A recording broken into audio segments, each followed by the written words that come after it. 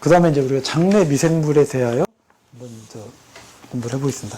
여러분들 중에 이제 청이장을 드신 분도 있고, 청치류를 드시는 분도 있고, 그럼 청이장이 주로 장내 미생물을 집중적으로 이제 키워내는 역할을 하는 거예요. 청치류도 위장을 빨리 다스려 주지만, 거기에도 또 그 균을 자꾸 이게 공급해 주는 거예요. 그러니까 우리가 균이라고 생각하면 좀 기분이 안 좋잖아요. 좀 나쁜 놈 같은 생각이 들죠. 그래서 이제 이름을 바꿨어요. 옛날에는 균이라고 했는데, 요새는 이제 그런 뭔가 좋지 않은 이미지를 이제 벗어나기 위해서 장내 미생물. 이제 이렇게 했죠. 미생물이라고 하니까 세균이나 바이러스, 또는 미생물은 이제 세균, 바이러스, 또 뭐 칸디다, 진균, 뭐 이런 것들이 다 이제 미생물, 또 기생충도 있죠. 기생충은 이제 미생물이라고는 안 하는데, 왜냐면 우리 눈에 뵈니까. 근데 어쨌든 그런 종류가 이제 다 있는데, 근데 이제 장내 미생물이 그 유익균이라는 게 있어요. 그럼 유익균이 있으면 유해균도 있겠죠. 예, 그러니까 보통은 우리가 이제 막 배가 잘 아파요, 가스가 나요, 악취가 나요, 뭐 변비가 생겨요, 설사가 생겨요, 이러면 이건 유해균이 많은 상태라고 이제 보고, 변이 좀 냄새가 별로 안 나고 모양도 괜찮고 또 뭐 이러면 이제 유익균이 많은 상태라고 그럽니다. 그러니까 그럼 차이는 뭐냐 이거죠. 발효와 부패예요, 이게. 발효와 부패. 그러니까 유익균이 활동을 하면 발효가 되는 거고, 유해균이 활동을 하면 부패가 돼요.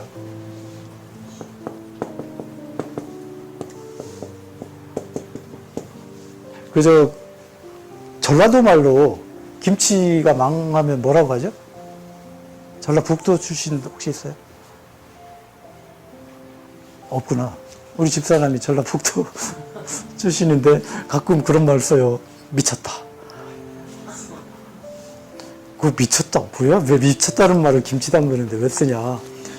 김치가 잘 안 되면 미쳤다고 그러더라고. 그래서 전라북도, 그래서 네이버를 찾아보니까 전라북도 지역에서 쓰는 사투리 먼저 이렇게 미쳤다, 미치는 거예요. 이게. 부패가 일어나는 거예요. 그러니까 김치가 되려고 하면 적당한 발효가 일어나야 되죠. 발효가 일어나려면 소금도 적당히 간이 들어가야 되고, 뭐 미생물의 먹이도 좀 넣어줘야 되고, 온도도 적당해야 되고, 그 다음에 그 공기 차단도 어느 정도 해줘야 되고 등등, 이런 조건이 다 마련이 돼야 이게 되죠. 그래서 맛있는 김치가 돼요. 그러니까 그러면 여기에는 각종 우리 몸에 필요한 유익한 균들이 많이 생기고 입에서 참 맛있게 감칠맛이 나는 이런 게 되는 건데, 이제 뭐가 이게 잘못 들어갔어. 소금이 질이 안 좋다든지, 고춧가루가 썩었다든지, 뭐 온도가 안 맞았다든지, 공기가 너무 많이 들어갔다든지, 빛이 너무 들어갔다든지 등등 하면 미쳐요. 부패가 일어나. 이거는 유익균이 생성이 안 되고, 유익균이 활동 안 하고, 부패, 유해균이 이제 활동하는 거예요. 그러니까 발효와 부패는 전부 목적은 뭐냐면 분해시키는 거예요. 이게 큰 규모의 것을 잘게 나눠가지고 작은 걸로 분해를 시켜나가는 과정인데, 그 중에 우리 사람이 좋은 것 쪽으로 분해가 일어나면 발효라고 그러고, 우리 사람이 나쁜 것 쪽으로 일어나면 부패가 일어난다, 이런 거죠. 그러니까 발효와 부패의 차이는 그겁니다. 그러니까 그런데 이제 그러면 우리 몸 안에도 이게 김치 담그듯이 똑같이 여기도 이런 발효가 일어나고 있는 발효통이에요. 김치는 약간 저온 발효니까 그렇지만, 우리가 청국장 발효는 한 35도, 한 40도 뭐 이런 정도 돼야 좋은 청국장이 이제 발효가 일어나죠. 그 균의 이제 특성에 따라 이제 다른 건데, 그러니까 우리 몸에도 여기가 36.5도가 최적이죠. 그러니까 그런 정도가 유지되어 있을 때 적절한 그때 활동할 수 있는 좋은 균들이 작용을 해주면 우리 몸 속 안에서 발효가 일어나는 거예요. 발효가 일어나면 발효 산물이 생기죠.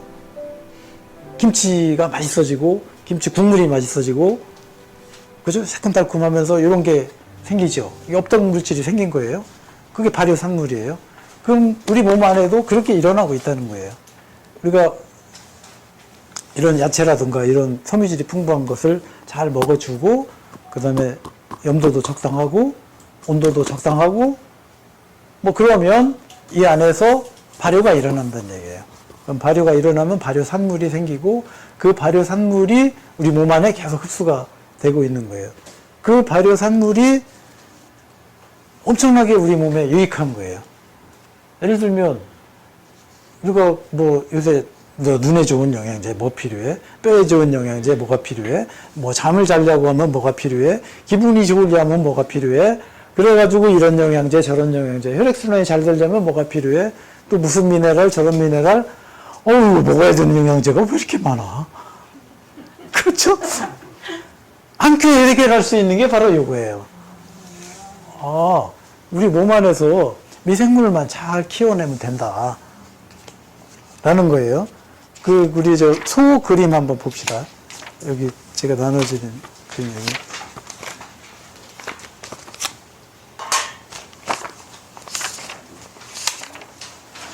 소는 풀만 먹는데, 그죠? 이제 뭐 요새는 뭐 사료를 주로 먹지만, 자연 상태에서는 소는 주로 풀만 먹잖아요. 근데 얘네들은 몸집이 이렇게 막 커가지고 고기는 어떻게 이렇게 생기고, 이거 어떻게 됐을까 참 신비하잖아요. 이거 많은 사람들이 착각하는 거예요. 소는 얘네들이 풀 속에서 많이 먹어가지고 풀 속에서 있는, 또는 콩이나 사료 속에서 있는 그 단백질을 자기가 섭취를 해가지고 얘가 고기가 이렇게 된 거 아니야? 라고 생각을 하는 분들이 있더라고. 여러분도 그렇게 생각하시나요? 그건 잘 모르겠고, 풀 먹는 동물이 대체적으로 덩치가 큰 것 같아요. 그렇죠. 네. 예. 그러니까 이게 우리가 이렇게 했으면 이 고기는 단백질이잖아요. 단백질은 그게 이제 아미노산으로 되어 있고, 그러면 이거의 원천은 질소란 말이죠. 그러니까 질소 성분이 이거 합성이 돼서 이 아미노산과 단백질, 근육을 만들어내는 거거든요. 그러면 질소는 어떻게 해서 생기는 걸까? 일단 식물이 질소 성분이 있죠. 그러니까 그걸 먹어서 질소가 그거 된 건가? 그러면 그 콩은 또 어떻게 해서 이렇게 막 만들어내지? 콩이 질소잖아요. 단백질이 많단 말이에요. 식물성 단백질. 이런 거. 그러니까 이것이 뭐냐면 균입니다. 핵심은, 콩과 식물을 보면 콩과 식물의 뿌리에는 뭔가 이런 게 달려 있어요. 혹시 보셨나?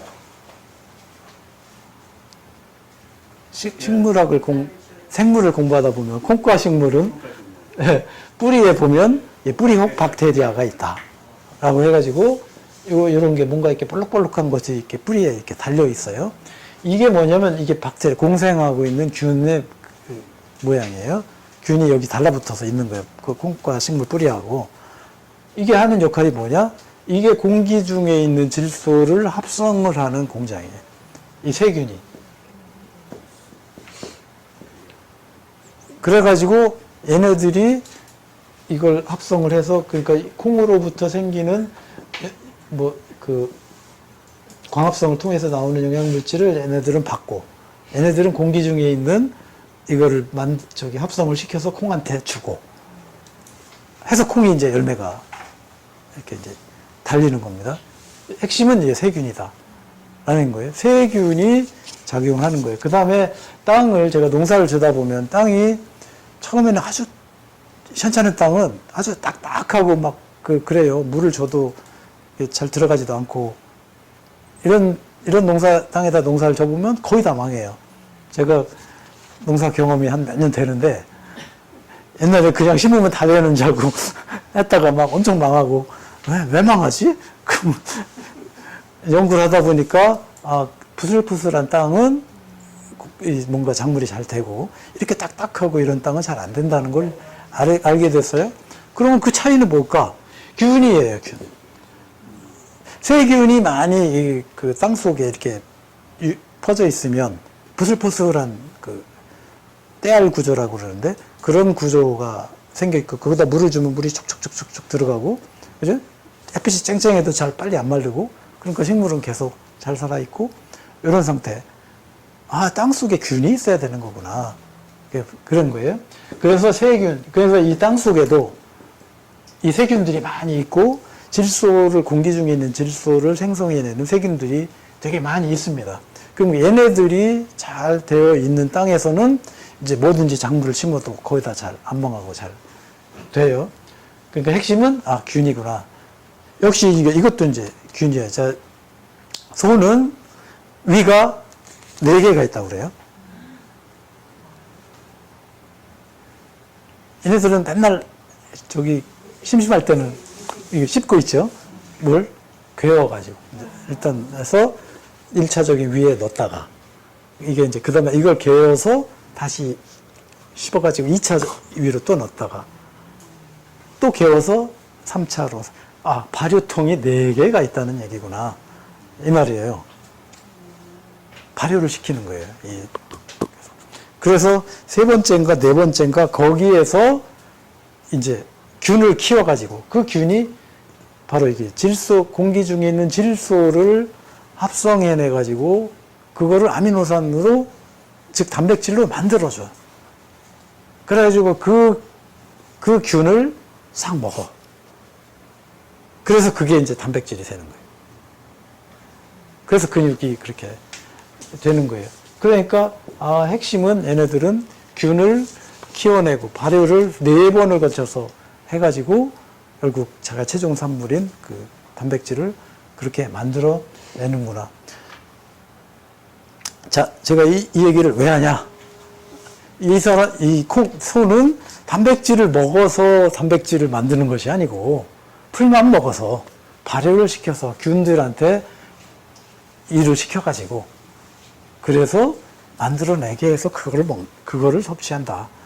라는 거죠. 그러니까 발효라고 하는 작용이, 즉 균의 작용이 이렇게 우리가 상상하기 힘들 정도로 어마어마한 일을 하고 있다는 것을 우리가 이제 직감적으로, 감각적으로 알게 하기 위해서 제가 이 그림을 넣습니다. 그러니까 우리 몸 안에도 바로 그런 식으로 발효가 일어나고 있다라는 거죠. 식도를 통해서 위장은 산도가 굉장히 높아가지고 여기서 발효가 잘 일어나질 않죠. 근데 이제 소장으로부터 내려가고 소장에서부터 이제 특히 대장 이런 쪽으로 가면 이제 거기는 균이 이제 어마어마하게 많아요. 균이 약 한 200g 정도 된다고 합니다. 그람으로 치면. 그러니까 우리 대장이나 소장 속에 꽉 들어차 있다는 얘기예요. 200g. 우리가 돼지 비계 200g 한번 생각을 한번 해봐요. 꽤 되죠? 그게 딱 돼 있구나. 그러면 우리 몸의 세포수보다 더 많은 그 균이 거기에서 딱 껴서 이제 활동을 하는 거예요. 그래서 얘네들이 좋은 먹이가 들어오면, 즉 좋은 유익한 균이 좋아하는 먹이가 들어오면 요렇게 되는 거죠. 좋은 것들을 막 만들어내. 그리고 우리 몸에 필요한 기분이 좋아지는 세로토닌, 잠을 잘 자게 하는 멜라토닌, 뭐 등등, 아까 말한 칼슘 성분, 철 성분, 마그네슘 성분, 각종 필요한, 우리 몸에 필요한 모든 것들은 다 되게 돼 있어요. 우리가 젊었을 때 무슨 약이 필요했나요? 근데 노인이 되면, 이거 떨린대. 그러면 뭐 무슨 파킨슨 이래. 그러면 무슨 성분이 부족하대. 도파민이래. 이걸 먹어야 된대. 옛날에 젊었을 때는 왜 안 생겼지, 그럼? 다 다 생성되니까. 다 공급이 다 되던 거다는 얘기예요. 이 몸 안에서. 공급이 되던 건데 어떤 조건이 돼가지고 이게 제대로 잘 안 되다 보니까 무슨 성분이 부족하게 되고 그래서 영양제가 필요한 거고 약이 필요하게 된 거고 이제 이렇게 된 거예요. 그래서 머리 복잡하잖아요. 이거 어떻게 많은 영양제를 다 챙겨 먹고 수십 가지 수백 가지를 맨날 약만 먹다가 그럴 필요 없다. 소금 잘 먹고 섬유질 잘 먹고 유익한 균을 잘 키워내서 발효를 시켜내자. 우리 몸속에 장을 발효 상태로 만들어내자. 이거죠. 유익한 균이 하는 역할은 이제 그렇게 이제 여러 가지 작용을 하는 겁니다. 장내의 유익한 균은 자, 장내 미생물이 면역력을 결정한다고 이 페이지를 보시면 체온을 높여준다. 여기 뱃속이 좀 뜨뜻해진다 이 말이죠. 효소가 활성화돼서 체온이 적당히 되니까 백혈구가 강화돼서 외부 병원균에 대한 방어가 쉽다. 그 다음에 이제 효소를 생성한다. 우리 몸 안에서 발효가 일어나면 적당한 효소가 이제 생성이 됩니다. 그 다음에 식이섬유 등을 소화를 발효시켜서 이제 효소를 배출해내요. 그 다음에 비타민을 만들어준다. 비타민 따로 안 먹어도 얘네들이 그냥 다 만들어주는 거예요. 비타민 C, 비타민 D는 꼭 햇빛이 꼭 필요합니다. 햇빛을 쬐줘야 이게 되는 거고요. 그 다음에 얘네들이 작용을 잘하고 있으면 간에 부담을 안 줘요. 이미 장에서부터 병원균에 대한 그 방어 능력을 장에서부터 이미 다 확보를 해요. 그러니까 간까지 넘어가지도 않아. 근데 여기서 뚫리면 간으로 이제 가는 거예요. 그러니까 간에 문제가 생긴다, 자꾸 피곤해진다라고 하면 일단 장에 문제가 이미 생긴 거예요. 이제 그렇게 이해를 해야 됩니다. 그 다음에 이제 백혈구가 그 출동해야 될 일을 자꾸 이제 줄여주죠. 장내 미생물들이 그 활동을 잘하고 있으면. 그 다음에 또 얘네들이 또 면역계를 또 훈련을 시켜요. 장내에 있는 좋은 균들이. 그 다음에 병원균을 장내에서 죽여버린다. 그러니까 이 좋은 균들이 해로운 균들을 장 자체 내에서부터 벌써 제압을 딱 해내요. 이제 이런 겁니다.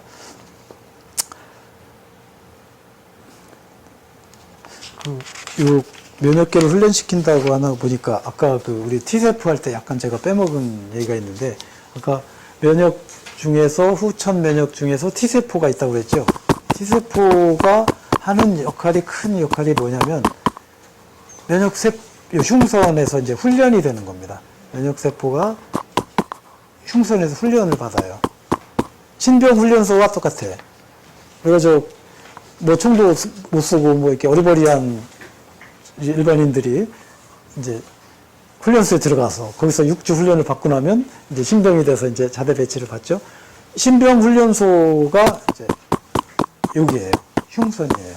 그러니까 그 훈련소가 역할을 잘하고 있으면 면역세포가 훈련이 잘 돼서 곳곳에서 나라를 지키고 이제 그 사회를 건전하게 유지하는데 도움이 될 텐데 만약에 훈련소가 엉망이면 거기 훈련소장이 또라이든가 조교가 엉망이든가 이래버리면 여기 훈련소 출신 병사들이 어떻게 되겠냐 하는 거지. 얘네들이 이제 개판이 돼버리는 거예요. 훈련소 소장이 또라이면 훈련소 병사들을 또라이로 만들어버려. 그러면 거기서 훈련받고 나온 이 병사들이 전부 또라이 짓을 해. 그래가지고 적군을 사살하라고 했더니 민간인을 사살하고 적군하고 싸우라고 했더니 싸움도 안 하고 도망가고 이런 일이 일어난다. 아까 말한 요 스트레스가 그래서 이 흉선에서 작용을 제대로 못하면 즉 스트레스에 의해서 자율신경이 균형이 안 맞으면 면역세포가 그렇게 된다는 얘기예요. 그래서 면역 기능이 또 엉망이 되는 일이 생길 수 있다. 자, 아까 T세포 중에서 빼먹은 얘기를 다시 보충했습니다. 그래서 장내 미생물이 이런 그 면역력을 결정한다. 이게 이제 매우 중요한 그 일이에요. 그러니까 면역 기능을 확보할 때 1차적으로 해결해야 될 건 뭐냐? 장을 좋게 해줘야 된다. 이 말이에요. 장을 좋게 해주면 간도 튼튼해지고 피로도 이겨낼 수 있고. 그래서 이제 그 요즘에 급격하게 그 무슨 장내 뭐 이렇게 마이크로바이옴 해가지고 그렇죠? 그 뭐 그런 개념이 있죠. 뭐 프로바이오틱스 또는 뭐 프로바이오틱스, 프리바이오틱스 또는 포스트바이오틱스 뭐 등등 이런 이제 얘기들이 있죠. 홈쇼핑에서도 엄청나게 많이 나오더라고. 그 이쪽 방송에서 뭐 그런 얘기하고 있으면 홈쇼핑에서 꼭 그걸 팔고 있어. 야, 저것들이 짜거나.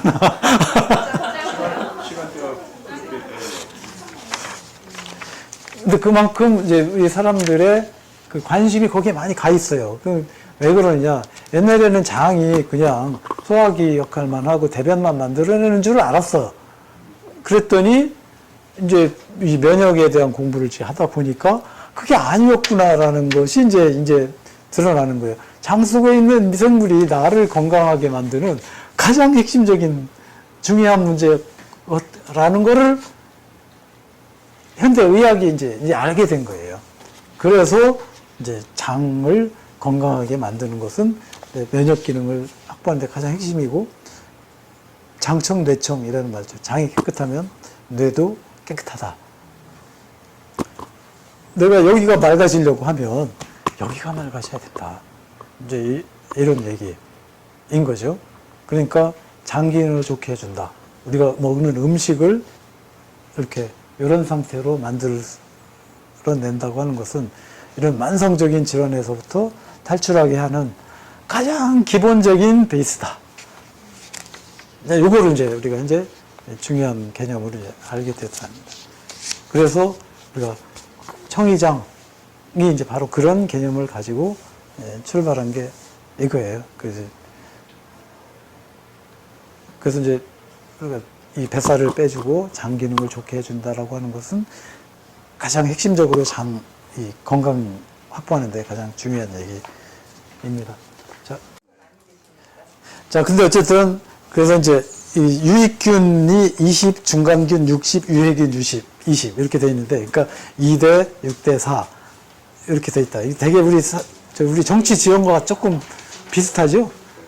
정치에도 그 막 진보 그층 지지하는 또 보수층 지지하는 그 중간에 부동층이 왔다 갔다 해가지고 얘가 이쪽으로 붙으면 얘네들이 집권하고 이쪽으로 붙으면 얘네들이 집권하고 이와 같이 이렇게 이제 됩니다. 그러니까 중간에 있는 중간균이 한 60% 정도를 차지하는데 대체로 유익균이 조금만 우세하다 하면 이 60이 이쪽으로 붙어. 그래서 80이 돼버려요. 유해균이 조금만 우세하다 그러면 이쪽으로 붙어. 유해균이 80이 돼버려요. 그러니까 약간만 노력을 해주면 이 중간을 끌어당길 수 있다. 이런 얘기죠. 그래서 이제 유익균을 키워내면 좋은데 가장 좋은 방법은 유익균에 먹이를 주는 거죠. 그러니까 유산균을 먹는 것은 먹이를 주는 건 아니죠. 균을 넣어주는 거니까. 근데 이제 그렇지. 유산균은 프로바이오틱스라고 이제 하는 거고, 먹이는 프리바이오틱스라고 이제 하는 거고, 그래서 그거를 이제 먹이를 잘 넣어주면 좋은 균들이 막 커질 거고, 좋은 균들이 커지면 60대, 그러니까 20대, 60대, 20에서 이제 상황을 딱 반전시킬 수 있는 것이 이제 바로 이거다. 그래서 유익균이 최소한 80 내지 한 85% 정도가 되게 되면 이제 안정 상태. 그럼 90% 되고 100% 되면 더 좋지 않겠어요? 라고 하는데 그건 안 된대. 나쁜 놈들도 꼭 있어야 돼. 왜? 언제 상황이 어떻게 될지 모르잖아요. 비상 상황이 바뀔 수도 있고. 그러니까 우리 자연은 항상 그렇게 대비가 돼 있습니다. 가령 동네에서도 깡패들이 좀 적당히 있으면 바깥에서 외부에서 함부로 이렇게 와서 농락을 못 한다. 이거죠. 여기서 뭐 괴롭히는 놈들이 이기는 하지만 걔네들도 쓸모가 있는 거예요. 그래서 이제 섬유질이 많은 야채나 또는 해조류, 미역이 대표적인 거죠. 그 다음에 버섯류, 요새 뭐 느타리 버섯이라든 뭐 이런 거 또는 표고버섯이라든 그런 거. 그 다음에 식물성 단백질, 대표적으로 콩. 이런 종류가 이제 이 유익균을 키워내는 강력한 재료가 되는 거예요. 그게 이제 프리바이오틱스가 되는 거예요. 근데 이제 이걸 원재료로 그렇게 먹어도 되는 거지만 그보다 이제 병이 막 더 심해가지고 빨리 시급하게 확보를 하려고 하면 발효를 시켜서 그래서 먹여주면 훨씬 더 이제 빠르게 좋은 거죠. 그러니까 우리가 그냥 김치를 먹는 것보다는 배추를 먹는 것보다는 김치로 발효를 시켜서 먹으면 훨씬 더 빠르게 속도 편안하고 또 유익한 효과가 더 있는 것처럼. 그러니까 이제 또 병적인 상황이라고 하면 훨씬 더 이게 이제 더 중요한 일이 이제 돼버리는 거죠. 그래서 이제 발효를 시켜서 적당한 이게 유익균을 키워내는 것은 우리 몸에 이제 이런 그 장내 미생물을 좋은 환경으로 만들어내서 발효 상태로 만들어내는데 아주 이제 중요한 일이다. 이러는 거죠. 여기서 이제 유산균을 먹는 거죠. 아까 프로바이오틱스 같은 거를 먹는 것은 비유를 하자면 물고기를 소주에다가 물고기를 계속 넣어주는 거고, 그 다음에 이제 균을 먹이를 넣어주는 것은 물을 좀 깨끗하게 정화를 시켜서 물고기 키워내는 것하고 이제 비유를 할 수 있다고 봐야죠. 그러니까 물고기 넣어주는 방식은 맨날 넣어줘야 돼. 물이 좀 깨끗하게 정화가 되고, 이제 그런 상태가 되면 안 넣어줘도 유지가 되죠. 그러니까 이런 방식을 이제 만들어내자 하는 거고요. 그 다음에 이제 효소에 대해서 한번 해보겠습니다. 효소는 아까 말한 대로 우리 몸에서 필요한 모든 생리 활동은 전부 다 효소가 다 있는 거예요. 효소는 영어로 이제 엔자임이라고도 하는 거고요. 네. 그 다음에 우리가 호르몬이라고 하는 얘기도 들어봤죠. 그런 것들이 다 효소라고 볼 수 있습니다. 효소의 종류는, 그러니까 우리 몸에서 필요한 모든 생리 활동에 다 필요한 거니까 숫자로 치면 어마어마하게 많겠죠. 아마 추정하기로는 수백만 종류인데, 우리 인간이 지금까지 파악한 종류로는 한 수천 종류. 이제 과학적으로 뭔가 이게 분석하고 검증해내는 거는 이제 수천 종류인데, 추정하기로는 수백만 가지가 있을 거다라고 이제 이렇게 되는 거예요. 그러니까 우리 몸에 필요한 모든 활동, 온도를 유지한다든가, 숨을 쉰다든가, 소화를 시켜낸다든가, 눈을 깜빡인다든가, 무슨 생각을 한다든가, 사실은 우리 몸에 필요한 모든 활동은 혈압을 유지한다든가, 당을 유지한다든가, 뭐 에너지를 나게 한다든가, 다 효소가 다 필요한 거예요. 그런데 그러면 이제 효소가 다 필요한데 왜 우리 젊어서는 이게 별로 효소에 대한 신경 안 쓰고 그냥 살아도 잘 됐는데 나이 들어서는 이게 잘 안 되냐. 이제 효소의 이제 절대량이 분비가 이제 줄어들었다라는 거죠. 특히 이제 나이가 50 정도 되면 결정적으로 이제 노화 모드로 되면서 효소의 분비량이 절대량이 줄어든다라는 거죠. 그러니까 이때 급작스럽게 각종 질환에 이제 노출이 된다. 그럼 왜 노출이 되냐? 그 중에서 특히 소화효소를 이제 분리해 놓는 이유는 뭐냐면, 우리가 음식을 먹으면 1차적으로 우리 몸에서는 다른 모든 기능 다 스톱을 시키고 이거부터 먼저 처리를 해야 해요. 이걸 하지 않으면 부패가 일어나서 우리 몸에서 심각한 문제가 일어나. 부패 물질이 우리 몸 안에 들어와가지고 지저분하게 만들어놨다고 생각을 하면 엄청나게 큰 문제가 일어나는 거예요. 그러니까 1차적으로 우리 몸에서 뭔가 음식물이 들어왔다 라고 하면 1차적으로 먼저 이걸 해내야 돼. 그러니까 우리가 밥을 좀 많이 먹으면 졸리고 피곤하고 들어눕고 싶어요. 왜? 여기다가 효소가 일로 몰려가니까 이제 다른 데 방어하고 있던 것들이 이제 쉬게만 못하는 거예요. 예? 그러니까 이제 침 속에 있는 이제 소화 효소가 이제 아밀라제죠. 그래서 이제 이런 것, 이 소화 효소의 개념이 이제 그 침도 이제 소화 효소고, 우리 몸에 여기 위에가 들어가면 위산이 또 분비가 돼야 되고, 그래서 각종 이런 기능들이 다 돼야, 또 담즙도 분비가 돼야 되고 등등 해야 이제 소화를 다 해내죠. 그래서 이런 걸 이제 소화 효소라고 한다 하는 거죠. 그러면 그 이외에 나머지 것들을 대사 효소라고 한다라는 거죠. 그러니까 대사 효소라고 하는 것은 체온도 유지해야죠, 혈압도 유지해야죠, 혈당도 유지해야지, 뭐 생각도 해줘야죠, 또 뭐 등등 각종 에너지도 다 쓰셔야죠. 이게 이제 나머지가 이제 대사 효소예요. 그런데 이 소화 효소가 젊을 때는 효소의 절대량이 많으니까 소화를 다 시켜내고, 그래서 여유가 있어. 그러니까 대사가 되는데 아무 문제가 없어. 근데 이제 절대량이 이제 줄어들었어요. 이제 노화 모드로 됐어요. 줄어들었어. 그런데 먹는 거는 안 줄었어. 그러니까 절대량의 절대량의 효소를 가지고 소화되는데 먼저 쓰다 보니까 대사하는데 쓸 효소가 모자라. 이제. 이래서 각종 곳곳에서 문제가 생기는 거예요. 이게 이제 핵심적인 문제다 이거예요. 먹는 양을 줄여야 되겠네요. 1차적으로. 아니면 소화제를 몇 끼 먹든가. 네. 그래서 이제 그러니까 이제 먹는 양을 줄이지 않고 하려고 하면 그렇게 되는 수밖에 없죠. 이제 계속 그렇게 하다 보면. 근데 이제 소화효소라고 하는 게, 소화효소제가 이게 천연 소화효소제냐, 우리 몸에 정말 아무 문제를 일으키지 않는 거냐, 라면 그렇지가 않다 이 말이에요. 뭔가 문제를 계속 일으키는 어떤 찌꺼기를 우리 몸 안에다 계속 쌓아놓는 거예요. 그래서 자꾸 이제 점점점 우리 몸이 독소가 쌓여나간다 하는 거죠. 대사를 완전하게 다 해내지 못하니까 이제, 그래서 이제 각종 대사 증후군이 생기는 겁니다.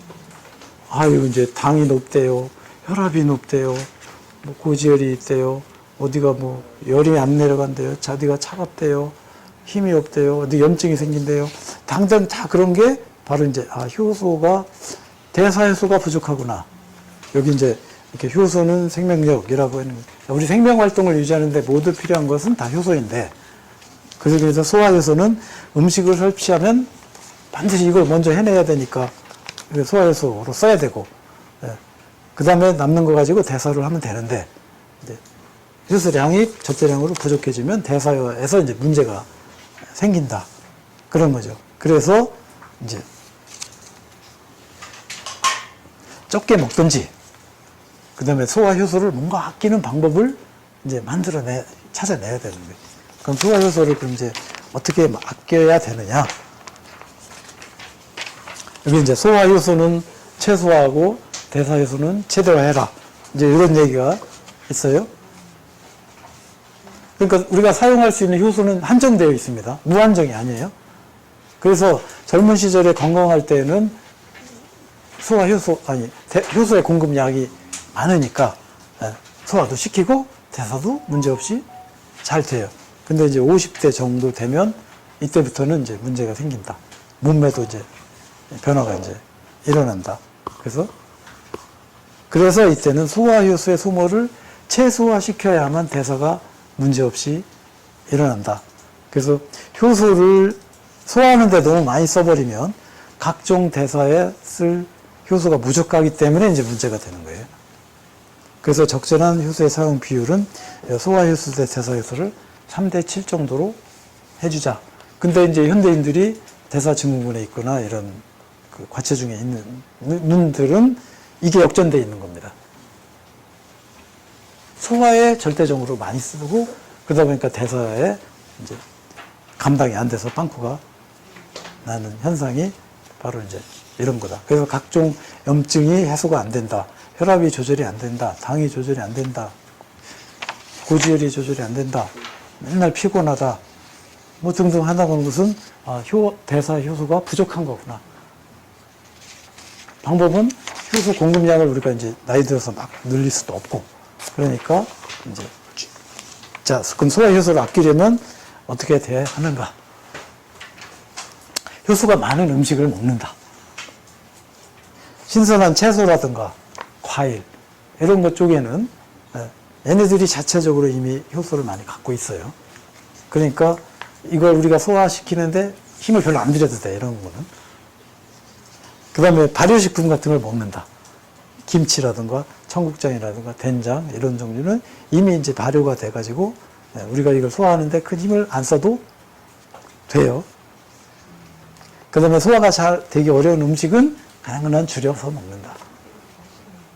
대표적으로 자, 밀가루 음식.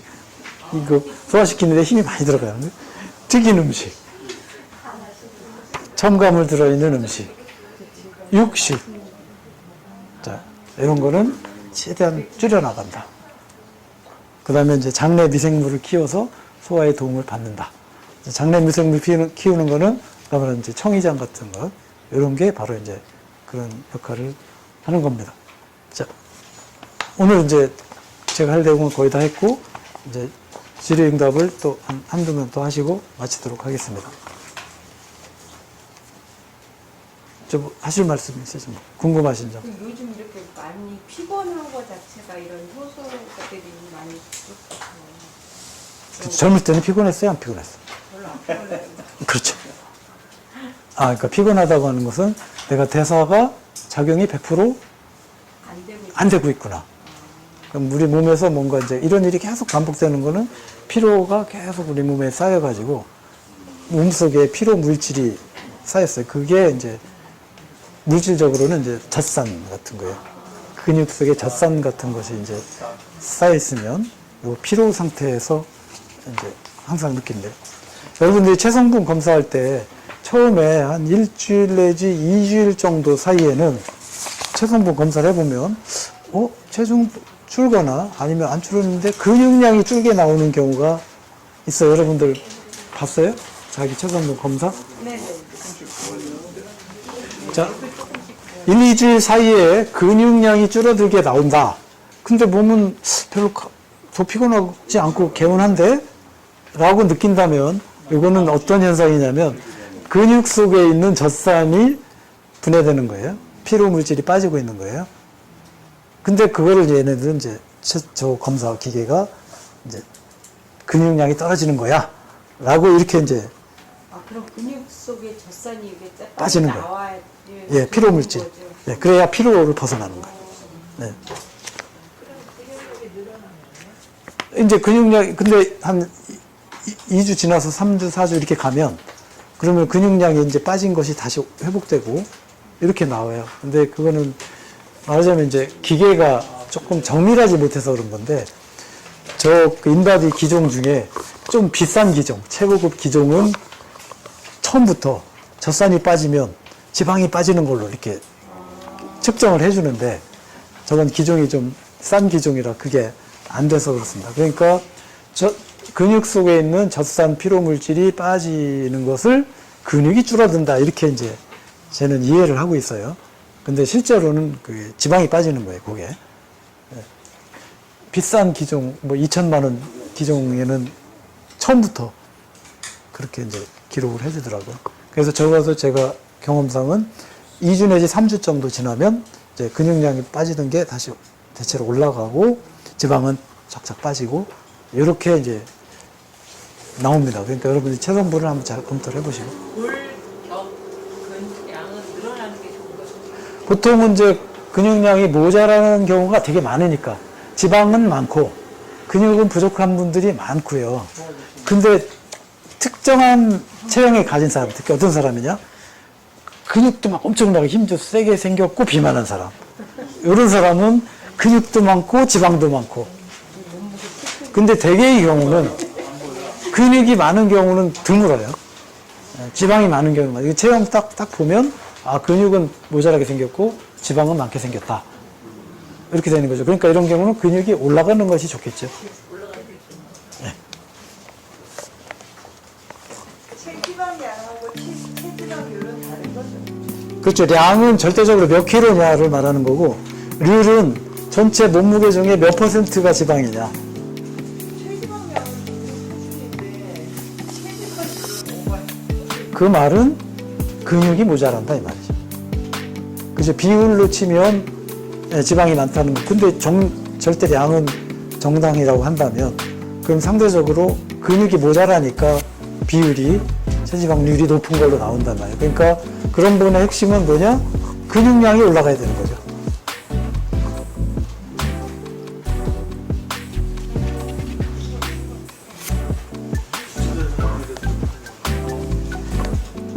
기초대사량은 운동하지 않고 그냥 숨만 쉬고 있어도 그 소모되는 칼로리예요. 그걸 기초대사량이라고 하죠. 그러니까 근육이 발달된 사람은 숨만 쉬고 있어도 칼로리 소모를 많이 하죠. 그러니까 살이 잘 안 찌는단 말이에요.